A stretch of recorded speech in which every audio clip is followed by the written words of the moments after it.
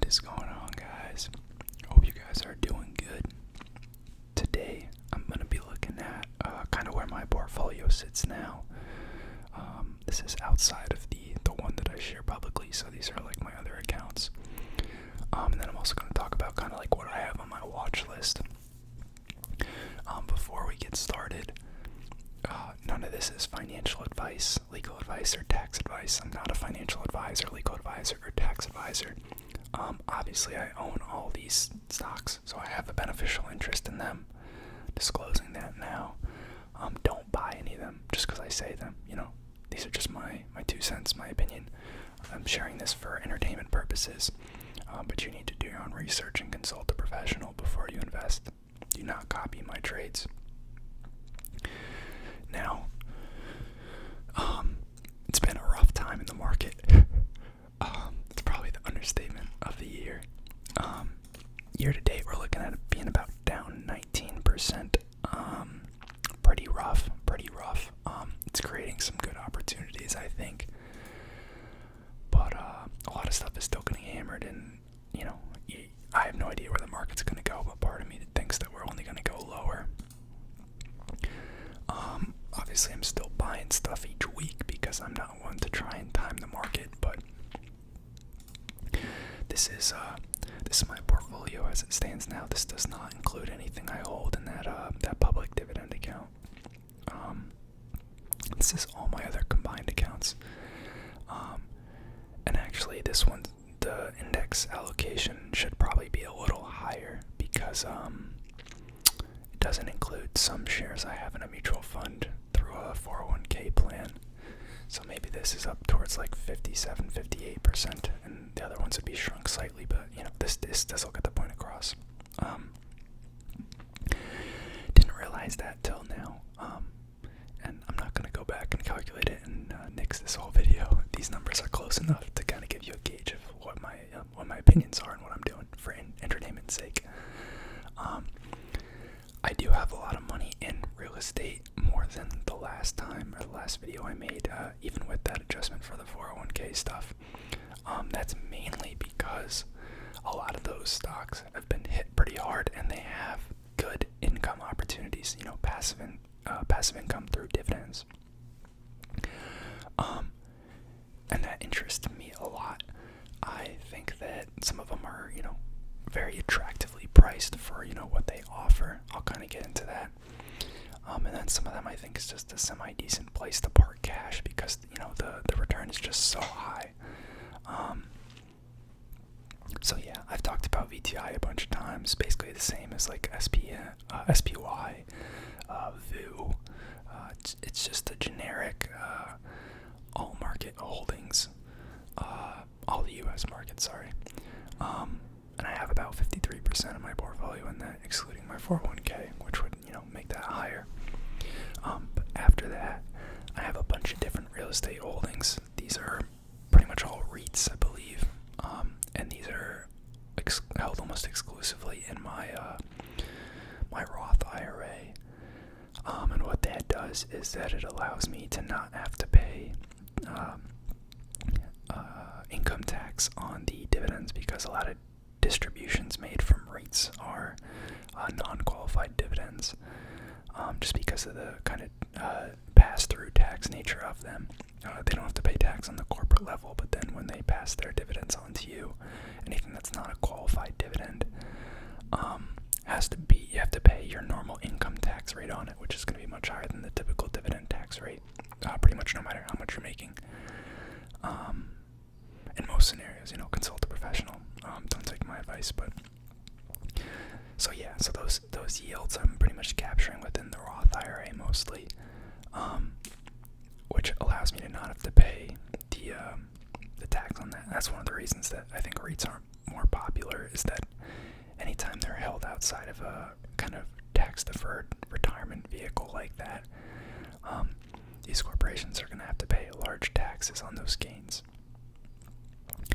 So, breaking down kind of the individual sectors within my real estate holdings, biggest is logistics and industrial. I've made a couple videos about this before, and these have gotten absolutely collapsed.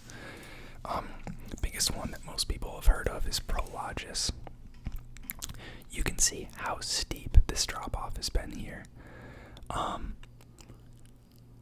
don't think I bought anything like around here, but I started buying, as it started dying, and it's just continued to go down. But we're now up at a 2.7% forward yield, which for like a company of this scale and this reputation, I think is pretty solid. They're very well known in this space. They have a pipeline of like properties ready to go, and I genuinely just believe that like because there's a finite amount of like warehouse space around a lot of these urban metros that they buy properties in, like the value will only go up over time. It's just my opinion.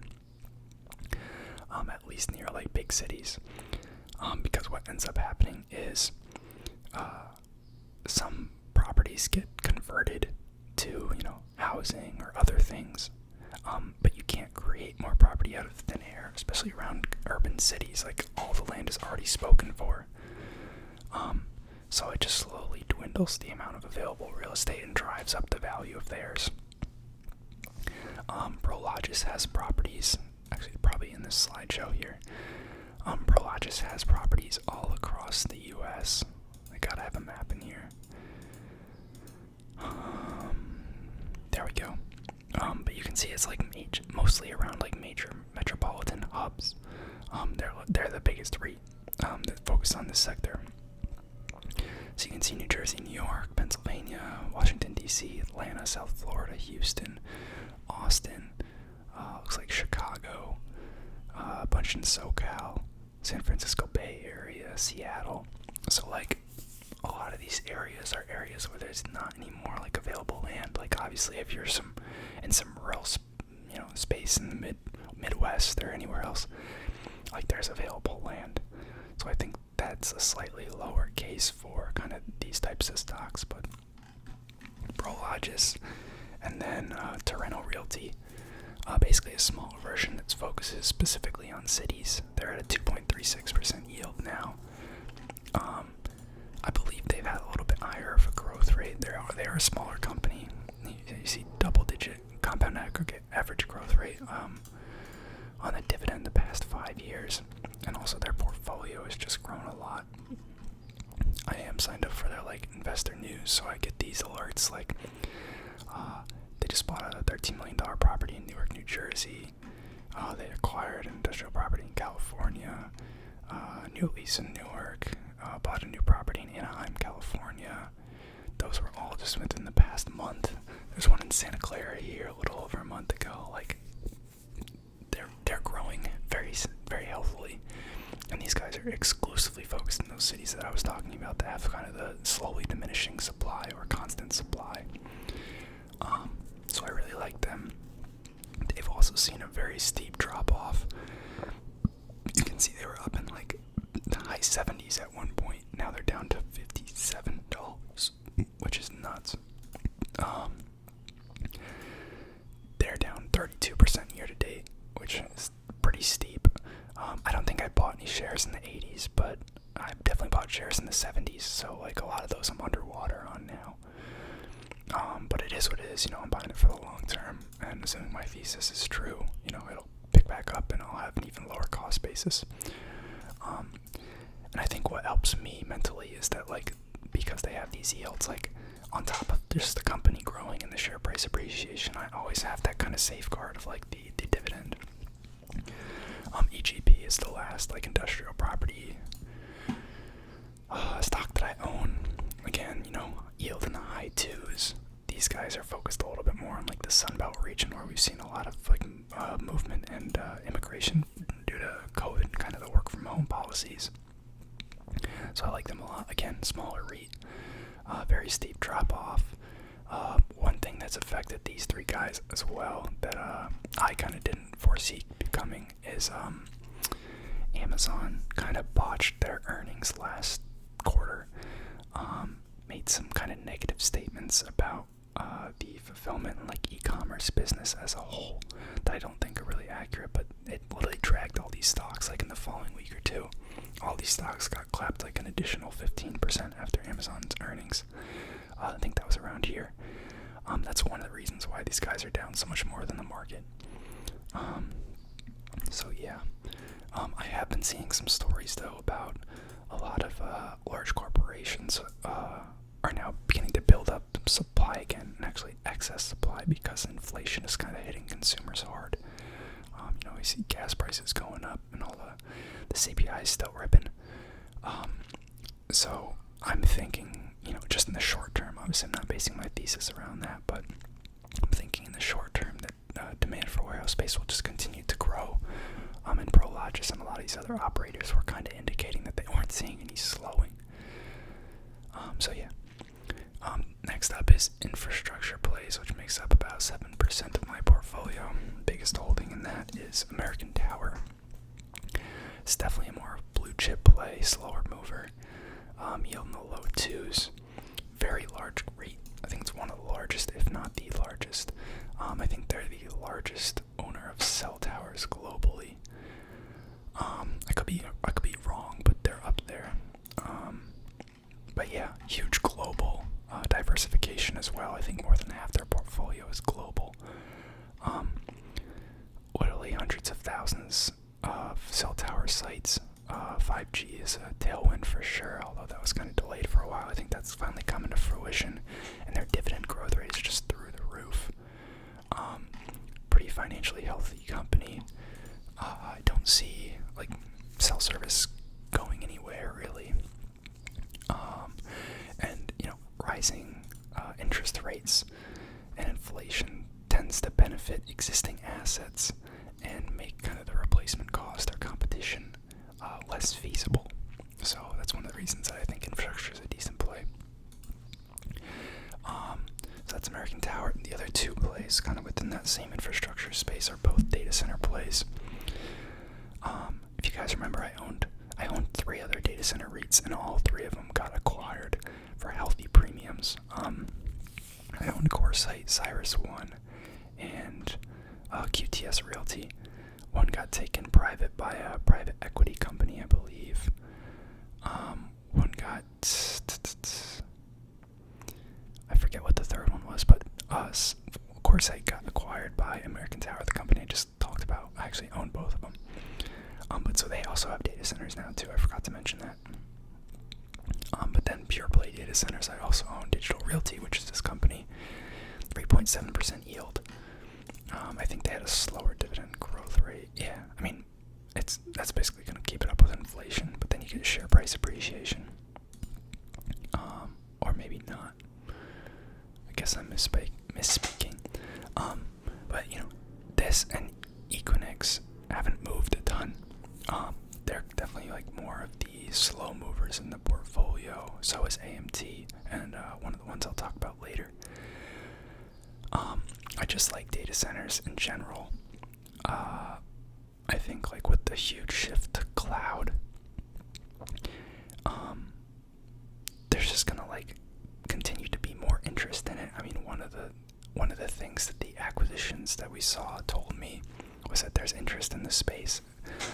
And I honestly think that 3.71% yield with just modest appreciation is fine for me as kind of an anchor for my retirement accounts. If I see a better opportunity, I'll sell these and go into something else. But decent holding, and I like kind of the data center plays. There's just so much data created every day, and obviously not all of it is persistent and needs to be stored, but a lot of it is. And that's only going to continue to increase kind of with globalization and increased IoT devices and services and game streaming and movie streaming, all that stuff. That data all needs to get stored somewhere. It's also just a very low cost business, because they essentially just own the properties with the sufficient power and HVAC systems, and then individual companies can kind of come in and lease out space to put their racks. Huge customers are people like Amazon, Microsoft. And one of the things that I know Equinix does, or champions a lot, maybe not so much DLR, is because they're such a large REIT, 60 billion. They have so many different people under so many different roofs, and they have so many sites globally. They're actually able to offer interconnections within the same data sites for companies that are working together, and it's even more like simultaneous data transfer. So you kind of get that network effect with the economies of scale, which is really cool. This one's appreciated a little bit more than DLR, but it has a little bit lower of a yield. I don't think its dividend growth was crazy either. Yeah. But you know, those are kind of anchors. But yeah, data center stocks really don't get any love. What else we got? Farmland. This is one I talked about more recently. I don't have a ton, but I have FPI. This is a play on a couple different things. It's a very small REIT, so it's definitely more risky. Lower yielder, triple net lease REITs just kind of tend to be lower yielding, just because of the nature of the business. But it's actually up year to date, about flat from where I bought it though, because I just bought it recently. But the play on this is kind of similar to the industrial space. You know, there's a finite amount of farmland in the U.S. each year. Small amounts of it are taken off the top and converted to other things like apartment buildings, or it simply becomes unarable just due to things like climate change, change in sea level, soil erosion, just soil becoming not arable anymore. There's just a number of things. It's a decrease in supply, but it is very stable. It's a very stable, low growth investment. One thing that I could see happening, I don't know if you guys have been following a lot of other areas of the world. They're running into food shortages, and it's anticipated to get worse, and this is kind of as a spin-off of the Russia-Ukraine conflict. Food prices are going up, and in a lot of those areas, they're not going to be able to afford to buy food because a lot of countries like the U.S. and other developed nations that have more money to buy and bid up the decreased supply will kind of put them out of the running. So what I think we could see happening is that as a result of the increased demand in relation to the decreased supply, food prices could go up, and hopefully farmers could see some of that. And how FPI's leases are structured is there's a fixed amount of their lease, but then there's also a portion that's based on percentage of yield. So if they earn more proceeds from their yield for that year, then FPI's lease equivalent income actually goes up, which is pretty neat. I did a whole video on them if you guys are interested. Residential is next. I did have CPT, Camden Property Trust, in addition to MA, which is the one I hold now. I actually still own CPT in the public dividend account. I felt they were very similar, and I liked MA slightly more. So I just consolidated all my holdings to MA. It's been slapped down since the beginning of the year as well, just like everything else, about a 3% yield now. Pretty low dividend growth, but they're seeing pretty nice growth on the rent side of things. They're seeing mid to high double-digit rent growth in the teens. They're focused mostly in the Sunbelt regions, where we're seeing a large influx of people from COVID and remote work. Arizona, blanking now. Arizona, like Texas, those type of areas. I want to say they have some in like North and South Carolina and such. Let's look it up real quick because I'm blanking. I haven't looked at them in a while, apparently. Mid-America apartment communities. Alright, here we go. Yeah, Alabama, Arizona, Colorado, DC. I couldn't remember if they had Florida or not, because I was getting it mixed up with CPT. Georgia, Kansas, Kentucky, Maryland, Missouri, Nevada, North Carolina, South Carolina, Tennessee, Texas, and Virginia. Okay, yeah. So like those regions are all regions that I still believe in. Obviously, the growth is going to drop off, I think, because a lot of people, if they were going to move, they moved. But as leases roll over and the housing market is still like very unaffordable, I think they're going to still be able to drive rent growth. And I just like the diversification into the kind of housing sector, because I think that's the only housing play I have anymore. I talked about industrials already. biotech and pharma. This is in real estate. I have a pharma holding that's not real estate, but we'll talk about that later. But Alexandria Real Estate Equities owns specifically life science-oriented real estate properties. Definitely fallen off a cliff, just like the rest of a lot of the REIT holdings. I've been buying on the way down. That's why you see my percent of my portfolio that's allocated to real estate has crept up, while indexes has dropped relative, because I've been pouring a lot of money into these, just like lowering my cost basis and taking advantage of these higher yields. This is a company that I think has pretty good growth potential. Not crazy dividend growth, but the price appreciation predating this recent crash was actually pretty phenomenal. And I just think the quality of the tenants that they have are pretty solid. I think there's going to be a pretty big focus on life science coming out of COVID. I do work in the pharmaceutical and medical device sector, so obviously I'm probably biased. But they own just a lot of cool properties, and a lot of them are manufacturing sites that are pretty hard to move. So I think they're kind of sticky. I know off the top of my head they own Pfizer's headquarters in New York City. They're building a multi-$100 million property for Moderna that's going to be their headquarters.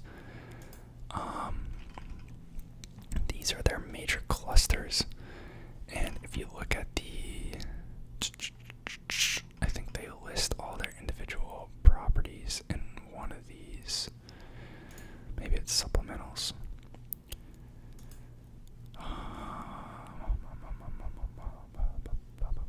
Our locations. Interesting. Nice.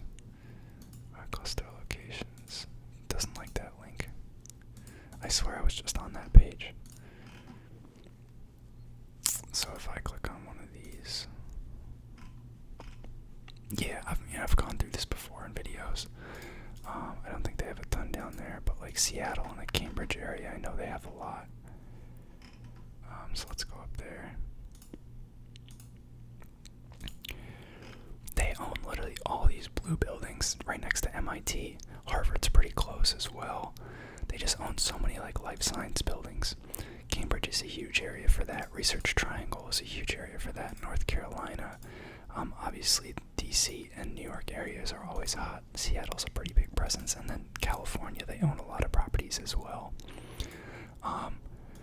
So again, kind of focusing on those big cities, kind of where those hubs are, and hoping that they can drive kind of growth around those central locations. And also, I just like life sciences in general. Even though I don't invest a ton in it since I work in the industry, I don't want the concentration. Next is hospitals. MPW. Talked about it before. I own it in the public dividend account as well. Again, had a rough year to date. But historically been a pretty slow mover, slow grower. And has a crazy high yield. There's some pessimistic views about them. Prior to them dropping off a cliff, I was actually doing quite well in them. And even now, I'm not doing terribly in them, just because the yield is so high that's been subsidizing a lot of these losses. But I didn't really buy any shares up at the peak here. I actually sold some covered calls here, made some money. What was I saying? Yeah. I mean, it's another one of those plays. If something better came along with more growth potential, I'd probably hop into it, but it's kind of in the same bucket with FBI and the data center plays. I'll take what I just think is a good theory and with a decent yield and hold on to that. Again, I don't think we're going to see any hospitals go under in the midst of COVID still being relevant. There's still a lot of backed up procedures that I think are just now starting to kind of loosen up as people are more comfortable coming back to the hospitals at full volume and doing things like optional surgeries. And I also just think the government would backstop the failures of a lot of these hospital systems if they were to happen.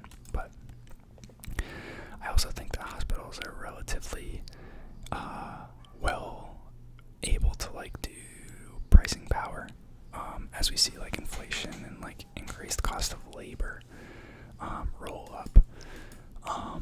One thing that they did talk about in the earnings call, although now it's kind of starting to alleviate, is a lot of the labor shortages that I don't know if you guys heard about.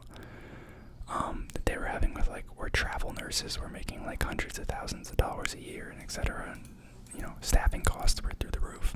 A lot of those are on 6-month terms, so those are starting to come to renewal, and they've been able to renew them at a lot lower rates. So should be good for their tenants and improve their financial health a little bit. Lastly is Cannabis. I've made videos on these two stocks before. NLCP, I did not get into this one until like earlier this year. Honestly, might have been like late April. But they have this yield is wrong. They're a new IPO, so Seeking Alpha has a tough time. That's the correct yield. About 6.5%, which is pretty nuts for a cannabis operator with literally zero net debt. They still have about $100 million in cash from their IPO proceeds, and I think they have like $2 million in debt or something stupid. They've been growing at a pretty obscene rate. Not just their dividend growth, but yeah, that's why Seeking Alpha is broken. Let's see if they have their financial data quarterly. But they've been able to grow like operating income, revenue, like pretty substantial growth in literally like a year, basically. Earnings from operations, and funds from operations as well. FFO per share as well. Like it's just overall they're growing very healthily. I made like a full video on them, probably butchering the whatchamacallit, the proposal right now, but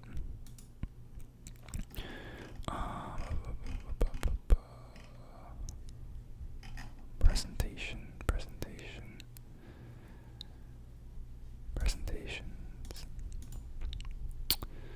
I don't want to go through these freaking PDFs, but yeah, they're one player. I own slightly more of them than Innovative Industrial Properties, even though Innovative Industrial Properties is kind of the main player in the space. I actually got out of IIPR end of last year, and then got back in after it kind of died some of this way, so I'm not actually down anywhere near this. I don't think I started touching it again until it hit 170, and then obviously been buying on the way down because it's now at 130. But the yield on this is crazy as well. They're still, acquiring a lot of properties. I do think that the cannabis space has a lot of room to grow still, and I think because people see the headlines every day about the, incoming federal legislation that legalizes cannabis, they think these companies are going to get decimated, but the fact of the matter is, these companies have customers and leasees that are, kind of stuck with them, at least for the remainder of their duration of their lease terms. Like their average lease terms for both IIPR and NLCP is well over 10 years, I believe. And they're able to get cap rates, 50 to 100% higher than a lot of traditional industrial properties are able to get, which is part of where they're getting that extra yield from. You also have licensing opening in a lot of states. I know New Jersey was a recent one that was legalized, CT as well. Those states aren't even built out yet, and a lot of these companies, IIPR and New Lake in particular, although there are a couple others in the space, focus on states where there's limited access to licenses. So these MSOs, these multi-state operators, the tenants, the cannabis producers, are not in competition with a lot of other people, so they have a lot more pricing power, and it makes it a little bit easier to pick winners and make safe investments in those states where that's, it's a little harder to get your license. A lot of the more developed states like Colorado, for instance, which has been legal for a really long time, it's a lot harder to operate and generate, I guess, differences between customers there. It's becoming a lot more commoditized. So I think that's one aspect these guys have going for them, that combined with the long lease terms and the fact that when these companies apply for these licenses, it's for the specific property that IIPR and NLCP own. lease ends, they would have to go and set up a new facility and then apply again for the license with the new address. You can't just transfer it between addresses. That's not how they work. So it's very sticky. I think people kind of overestimate how easy these people will be displaced. If a couple years down the road something happens and changes my opinion, or even I guess months from now something could change my opinion, but for right now I'm very happy because they're paying such high yields. I don't think people are giving them a fair look, but yeah, made full videos on both of them. That's the last of the real estate, and then we get into some other just kind of random holdings. I have some Google and Microsoft. Microsoft, I just like so many things about their business that I like. They're just kind of a staple in the corporate world. I don't see them being displaced in a lot of ways. We're seeing cloud growth as well, although there's competition from Google and Amazon on that front, but very diversified product set. They're buying Activision as well. I don't know how you guys view that, but then we have Google. They do have a stock split coming up. That's not why I bought them. I just think they're a cash machine. I love YouTube. I love their ad search business. I think it's just phenomenal margins, and it's kind of a monopoly, to be honest, but I think they'll be able to weather the storm. I think COVID proved that. Let's see, pharma. The only pharma stock I own is animal health company called Zoetis. I made a full video on them as well, so I'm not gonna kind of talk too much about them, but they make pharma solutions for, when you take your pet to the vet, or even some of their stuff you can get off the shelf, I think. But fleas, ticks, vaccinations, those types of things. But specifically for pets. And then digital payments, I own MasterCard and Visa. I don't know, I go back and forth on them. I haven't really touched them much. But I see a lot of potential there in terms of penetration and just pricing power. And it's a very scalable business because a lot of their transaction volume is based on percentages. And I think like online purchases are like the way of the future. It's going to be kind of hard to displace the payment network that they have in place. But we'll see. I don't have a ton of money allocated to them. The only semiconductor stock I own is Taiwan Semi. Been a long time fan of them. They have been kind of getting clapped in the past year. You can see at one point they ran all the way up to like 130, 135. Pretty flat, ran up again, and now they're coming back down to like the 90s. I first got into them like middle of 2020 in the $50 range, which is nuts to think about. But decent yield. I think biggest risk with them is people's fears over China doing something to them. But they're just so far ahead of the curve on a lot of technologies. They run a very asset-heavy business, which a lot of companies are kind of shying away from, but it then gives them pricing power if they're the only player in town, which they are for some of the more advanced chipsets. Basically manufacturing all of Apple's chips at this point for their iPhone, iPads, new computers. And yeah, it's phenomenal technology. I'm assuming that eventually it'll just get so cheap that people will say, I don't care about the China risk. I can't ignore a company that's trading at a 15 forward PE with a yield of 2%. That's not only growing its dividend nicely, look at that, but also just their revenue growth and pricing power is just insane. I should look at them actually again in a full video just to show you guys some of their, actually it's probably on here, under their financials. Like, it's just insane some of the growth that they've seen, and I know people say that semis are a cyclical sector, and I mean, technically they are, but I think they're just getting over-exaggerated. Look at this. In 2017, their revenues were about $32 billion. Now, it's touching 60. Just from 2019, prior to COVID, to now, it's just about doubled. It's just insane growth we've seen. A lot of that is on the back of, the chip shortages that we're seeing. They have more pricing power on that, but they also are one of the only players with 5nm chips in town. So they get to charge a arm and a leg for that. One of their biggest clients for that is Apple. and they're already working on 4 and 3 nanometer technology as well. I think 2 as well, but I don't know how far that way that is. But it's just like the growth on this company is crazy. The amount of cash it throws off. Net income, look at that. From before COVID, 11.5 billion to 23 billion. Just freaking nuts. If you look at EPS, diluted EPS, right there, you can see that growth is being sustained on a per share basis too. They're not diluting away that growth like some companies do. Just about doubled their EPS per share since, EPS is per share, doubled their EPS since before COVID. Very crazy. But yeah, love them. I think they're getting a bad rap right now. I don't know if, I don't want to say I don't think so, but I'm not going to predict. Like, I don't think China is a big enough risk in the short term with everything else that's going on. And then I have a bunch of cash. Some of this includes money that's kind of like semi-liquid and like one of my emergency funds that I like would pull from if need be to buy opportunities, but I'm also working, so I've been trying not to let my cash build up too much. Just been buying into a lot of this stuff, index funds, but also the real estate stuff, as you guys know. And yeah, this has been a very long video, but hopefully interesting to you guys. Kind of get a look at what I'm interested in, what I'm watching. I've been getting clapped. I'm probably pretty close to the performance of the market since the beginning of the year, though.